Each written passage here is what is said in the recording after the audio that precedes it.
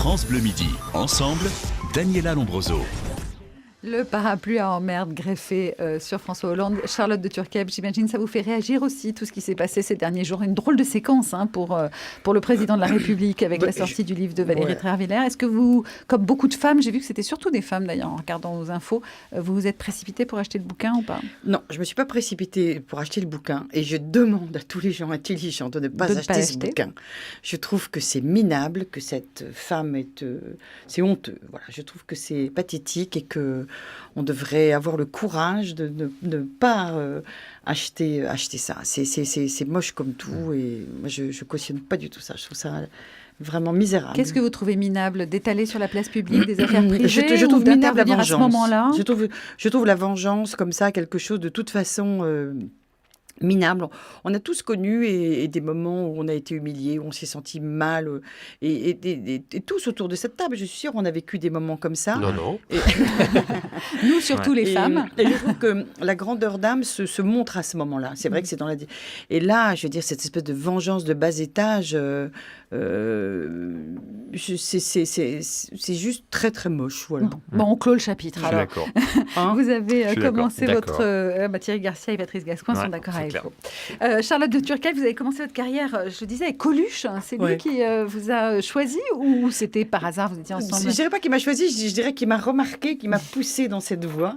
Et que donc, être parrainé par quelqu'un comme Coluche, c'est vrai que ça m'a donné des ailes. Je veille sur toi encore, ma poule. Oui, mais c'est drôle parce que vous dites ça, parce que souvent, je me dis, et qu'est-ce qu'il aurait dit? Qu'est-ce qu'il aurait fait? Quel conseil il m'aurait donné? Qu'est-ce qu'il aurait pensé de ça? Comment il aurait réagi? Et c'est vrai qu'à partir du moment où il m'écrit mon premier spectacle, j'avais déjà fait quelque chose avant avec ma troupe, mais tout d'un coup, il m'écrit mon premier spectacle, il le produit, il le met en scène, ça ressemble au Père Noël, mais à l'époque, je ne savais pas que c'était le Père Noël, on ne se vivait pas comme ça, on ne se prenait pas en photo, lui il cartonnait, mais on avait moins... On se mettait pas on se mettait pas en scène comme ça. Mais quand il vous écrit votre premier spectacle, donc c'était comme un one-woman show. Oui, c'était mon premier one-woman show. La fin du monde aura lieu un mardi. Vous n'en faites plus là depuis longtemps des one-woman shows. Vous avez commencé comme ça, après actrice, réalisatrice. Pendant 15 ans. Pendant 15 ans de ma vie, j'ai été sur scène. Je connais tous les recoins de France. J'ai été 8 fois dans chaque ville. J'adore ça. J'ai adoré ça. J'aimerais bien vous revoir dans un one-woman show. Et puis j'ai la chance aussi qu'il m'arrive des tas de choses aussi nouvelles. Donc voilà. En attendant, on va vous voir à la télévision maintenant tous les samedi, c'est à 17h55, une émission qui s'appelle Vos objets en une histoire sur France 2, dans laquelle vous déplacez chez des gens pour expertiser des... Non, là on va en fait dans chaque ville et on s'installe au cœur de la ville. Et tous les gens, je trouve que c'est moi, je trouve ce que j'adore dans cette émission, c'est le côté véritable service public. C'est là, la télé vient vraiment auprès des gens. Donc vous vous installez dans la ville pour faire quoi? Alors, il y a plein de bureaux de commissaires-priseurs et des super commissaires-priseurs. On a la spécialiste internationale de tout ce qui est céramique, tout ce qui est... c'est des commissaires-priseurs qui sont chacun presque number one. Qui font des énormes ventes avec des objets qui sont extrêmement pointus dans leurs expertises et qui sont en même temps des compteurs, qui sont en même temps...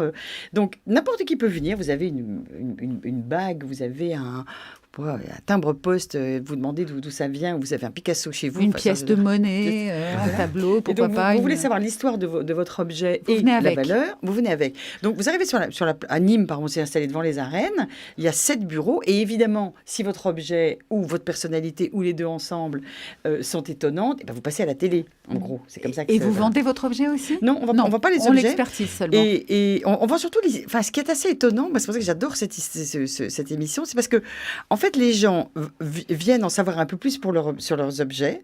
Et curieusement, quelquefois, la grosse surprise, c'est que ça vaut pas mal d'argent. Mais c'est pas ça qu'on retient. Et finalement, personne n'est vendeur. C'est assez marrant. C'est marrant. Il y a très très peu de gens qui sont vendeurs. En tout cas, le concept est sympa, Patrice Gascoigne. Oui, ça raconte l'histoire de l'objet aussi, ça qui est intéressant, et finalement l'histoire du propriétaire. Voilà, l'histoire de l'objet, l'histoire du propriétaire, et puis l'histoire, et puis notre histoire de France, voire l'histoire internationale. Parce que je vous donne un exemple. Il y a une dame qui est arrivée, c'était trop marrant, dans un sac en plastique. Elle avait une espèce de moche masque, une espèce de truc horrible, genre truc africano-océanien. Que vous n'auriez pas acheté pour 5 € dans un vide-grenier, on n'aurait pas acheté, voilà, exactement. Et je lui dis, donc elle attendait son tour. Donc moi, je vais voir un peu ce qu'ont les gens et tout. Et donc, je lui dis, qu'est-ce que vous avez, vous? Puis elle me dit, oh, moi, j'ai un truc qui est moche et tout. Mais bon, on a ça dans la famille depuis vachement longtemps et tout. Donc, je me demande ce que c'est.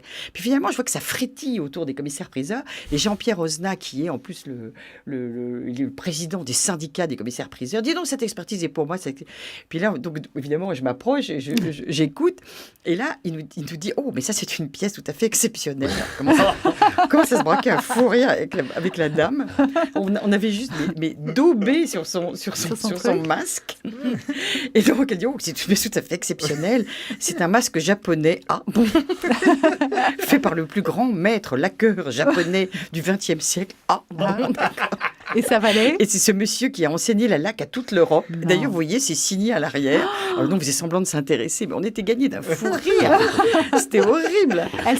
Ça valait combien, alors, ce masque? Et le masque, après, valait 50 000 €. Non. Alors, on s'est étranglés. Moi, je crois qu'à l'écran, à un moment, je fais... La dame fait... Et la dame qui le possédait? Et donc, la dame, je dis, mais dis donc, je sais pas vous, mais moi... Pas. Mais non, pas du tout. Et ça lui venait d'où, ce masque? Alors, justement, elle savait pas, c'était dans sa famille, et puis, comme il était pas très joli, enfin, il quand même... moi, je vais regarder, vous m'avez vraiment moche, donné envie de regarder Charlotte de Turckheim. Du coup, la dame me dit, mais je sais pas, oui, mais moi, je le trouve beaucoup moins moche. Alors, vu que les objets sont le cœur, quand même, de cette émission, avec l'être humain qui les accompagne, je vais vous faire un petit quiz sur les objets de votre vie, Charlotte de Turckheim. Alors, l'objet qui ne quitte jamais votre sac à main? J'ai un petit couteau suisse. Ah oui? Oui. En permanence avec vous? Oui, Comment vous faites tout quand le vous temps. prenez l'avion? Je le mets dans le bagage. Oui. L'objet que vous avez vraiment envie de jeter par la fenêtre? Ma montre. Ah oui, à cause du temps qui passe? Ouais, ou... parce que je fais toujours plein de trucs et j'ai toujours le temps, la course contre le temps, ça va trop vite, la vie passe trop vite, je voudrais que ça s'arrête. L'objet dont vous avez honte?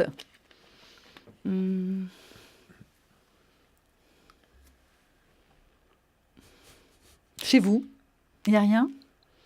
Les trucs vraiment moches? Ouais. Un masque Un japonais. masque japonais qui vaut 50 000 €. Un truc vraiment moche chez vous? Non, Mon mari. Non, il n'y a pas de truc vraiment moche chez moi. L'objet que vous aimez le plus? C'est pas facile, hein? Un masque japonais? Un de ceux que j'aime plus, c'est le petit cœur que j'ai autour du cou que m'a offert mon mari. Ah, voilà, il est beau, c'est un cœur rose, rouge. Hein. C'est vraiment le cœur de l'amour. L'objet porte-bonheur, celui-là aussi? Alors, j'en ai plein des objets porte-bonheur. Je suis très gris-gris, donc j'en ai plein. Il paraît que vous touchez les fesses avant un spectacle, non? C'est ça? Non, maintenant, j'ai arrêté avec ça parce que toute la France me touchait les fesses. C'était bon. C'était quoi le principe mais de ce c'est complètement porte-bonheur-là? idiot. C'est que quand j'ai démarré ma carrière, j'étais à Lyon dans un spectacle. Et je sais pas pourquoi, le copain qui dirigeait cette théâtre me dit, si tout le monde te touche pas les fesses maintenant, ton spectacle ne va pas marcher. J'ai dit, mais t'es con de me dire ça et tout. J'étais genre à 1 heure de jouer, la première fois de ma vie que je jouais à un one-woman show. Et donc, du coup, évidemment, tout le monde m'a mis la main au cul. Ouais.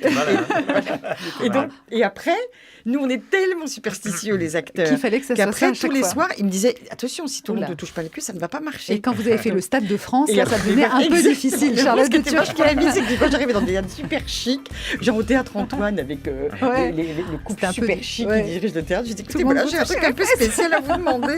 C'était horrible, je me préparais 8 jours à l'avance. Et depuis que vous avez arrêté, ça marche toujours aussi Voilà, bien. et ça marche comme toujours quoi. aussi bien. Et un Charlotte jour- de Turckheim, dans un instant, vous allez recevoir les appels des stars. C'est Allô les stars de Thierry Garcia. France Bleu.